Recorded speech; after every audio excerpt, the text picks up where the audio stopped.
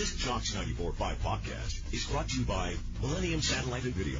Log on to msbnow.com. TV excellence everywhere. That's Millennium. McElroy and Cubelic in the morning starts now. All right, welcome back in. McElroy and Cubelic in the morning. Appreciate you guys tuning in.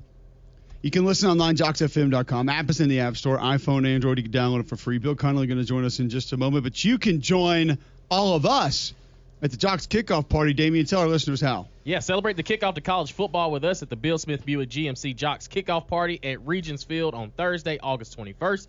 And the only way to go is by winning tickets. This week is the last week of qualifying. To enter to win a pair of tickets today for you and a guest, text the keyword football and your full name to 205-834-9450. Again, the keyword is football and your full name to 205-834-9450. Winners are drawn and notified daily. For more information, visit jocksfm.com. All right, let's go to the Higginbotham Highline now. Welcome in Bill Connelly of ESPN. There's a pressing question, Bill, that we have had for quite some time. You put out your returning production charts months ago. It's been a long time, and we meant to have you on then. We didn't. Now that we're approaching college football, I wanted to have you on for multiple reasons, but this has to be solved. Returning production for players that were productive but not productive on the team that they're currently playing for the previous year. How do you factor that in? The guy that rushes for 1,100 yards at Boise and is now playing at Michigan, whatever. How does that all play into your returning production?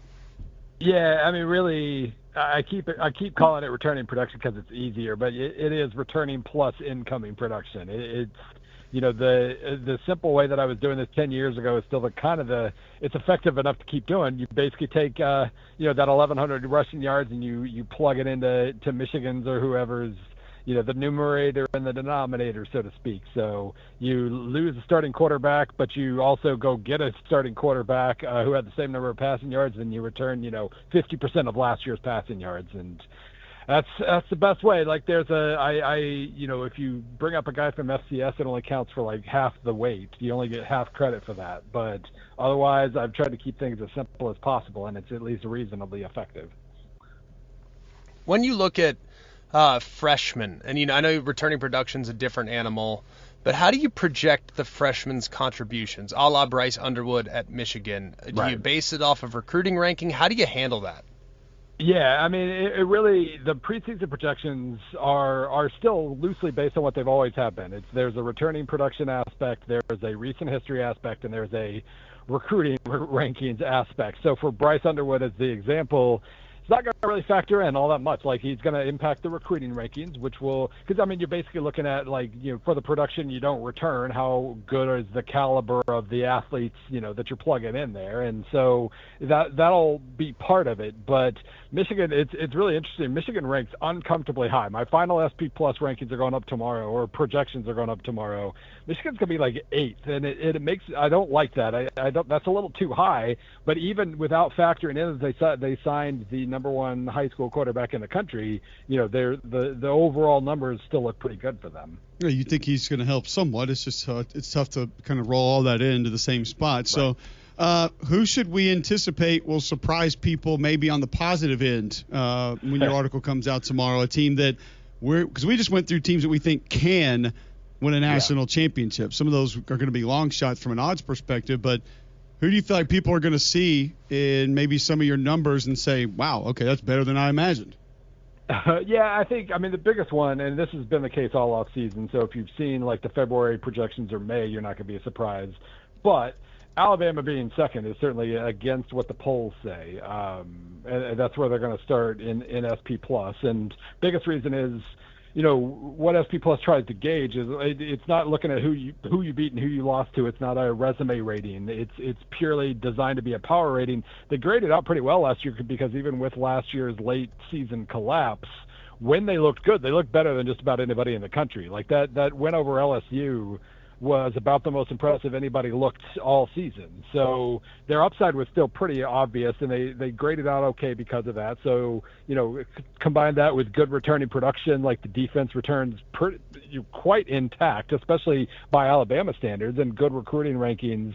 I know why they end up number 2. It's still a little higher than I would rank them if I was a pollster, but it's still they're right in that mix, and I think it's going to throw people off because they look so poor at the very, very tail end of the season.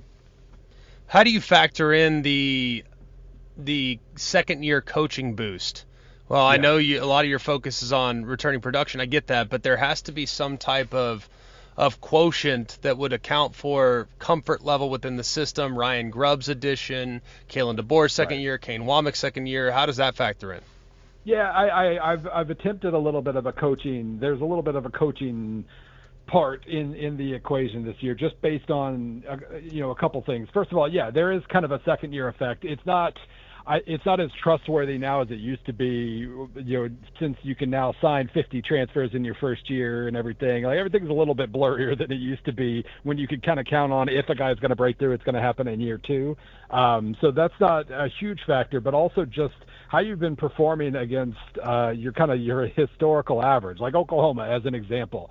I wanted to kind of incorporate that because OU's offense last year was shockingly bad, worst they've had in 25 years. And we know just instinctively there's going to be a progression toward the mean this season because all the factors that went into them having a bad offense. It's probably going to, I wanted to bake in some improvement in that regard, especially if it correlates with a coordinator change. So, Alabama last season not grading out as well as they had been on offense and changing their coordinator. It's not going to specifically say that Ryan Grubb's the coordinator, but it's just going to see that there's a new coordinator and kind of factor that in as well. That's not a huge factor because with coaching changes, everything's zero sum, and even if the new hire makes sense, it's only going to impact things so much if everybody else's hires make sense too. But I did try to incorporate that at least a little bit. Bill Connelly joining us on the Higginbotham Hotline of ESPN. As you heard him just state, the updated SP rankings will be out tomorrow. But going back to the post-spring, Bill, I think the biggest surprise for most people had to be Ohio State being at 1. Just because of the massive departures from where we view productivity first, quarterback, running back, now receiver, a lot coming back still, but they did lose the school's all-time receptions leader at the end of the day, no matter how you want to play that defensive line, sacks, TFLs. I mean, all the places that we emphasize statistics felt like they took multiple massive losses. How could the Buckeyes be there, and do you think they're going to be there again?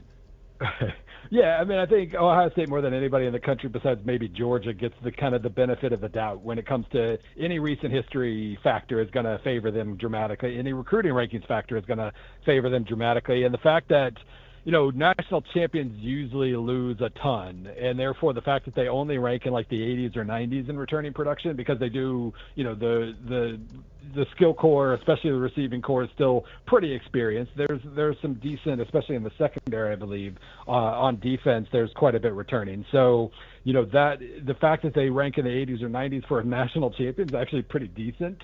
And they are projected to fall a little bit. It's just everybody around them is also projected to fall a little bit. So it really is interesting. I mean, with the preseason polls this year, I felt Texas was overrated at number 1, but I realized that I was going to think anybody was overrated because it feels like we just have a bunch of 3s and 4s this year, which could make for a really interesting national title race. But there was nobody that was going to end up number 1 where I was just going to be like, you know what? Yes, that's absolutely the number 1 team in the country heading into the season. Is there a team, and you referenced Michigan already, I think that's a great example, but outside of maybe the Wolverines, is there a team that kind of shocked you with how the numbers have kind of sorted out for them that you think could overextend? Yeah, I think Ole Miss is going to be 9th, and that's another one that I'd have them in the teens probably. But again, it's same reason as Alabama. They graded out so well last year. Their losses, from a statistical standpoint, were a little on the fluky side. Like, even though both Kentucky and Florida were closer than they should have been, still, like, the stats those games produced suggested, like, Ole Miss is going to win that game more often than not. And you think about some of the plays, especially in the Kentucky game, like, yeah, that was still, that's best of 7. Ole Miss probably wins in 5 or 6 games. But they did lose, and so it looked really weird when they finished last year second in SP+, and the main reason was their upside was so enormous when they looked good. I was mentioning Alabama, LSU. Did anybody all year look better than Ole Miss did against Georgia, for instance? So, Yeah, they finished second last year. They lose a ton. I don't love their transfer haul as much, but because they ended last year so high, they only fell so far, and therefore they're only at 9. And I'd probably have them a little bit lower than that. A team that I'm just going to kind of take a flyer here, Bill, and Bill Connelly joining us on the Higginbotham Hotline, that I feel like is going to be sort of a statistical anomaly right now, and maybe even through a large portion of the season. South Carolina was 17th in your post-spring rankings. They have a couple of positions that I would imagine statistically would be dominant as far as returning productions. They have a lot lost, and they have a lot of question marks. Where would South Carolina kind of fall for you? Yeah, I mean, they're going to be 17th tomorrow too, and that's probably about right. I mean, obviously the good things are great, but even last year, I mean, I saw a lot of people have them pretty close to the top 10 just in terms of the individual top 25 rankings and everything. And it does make me kind of uncomfortable too, because I think they're getting a big boost from the good plays Sellers made last year, and we kind of forgot that all the plays he didn't make last year, all the 3 and outs, they were not an efficient offense at all.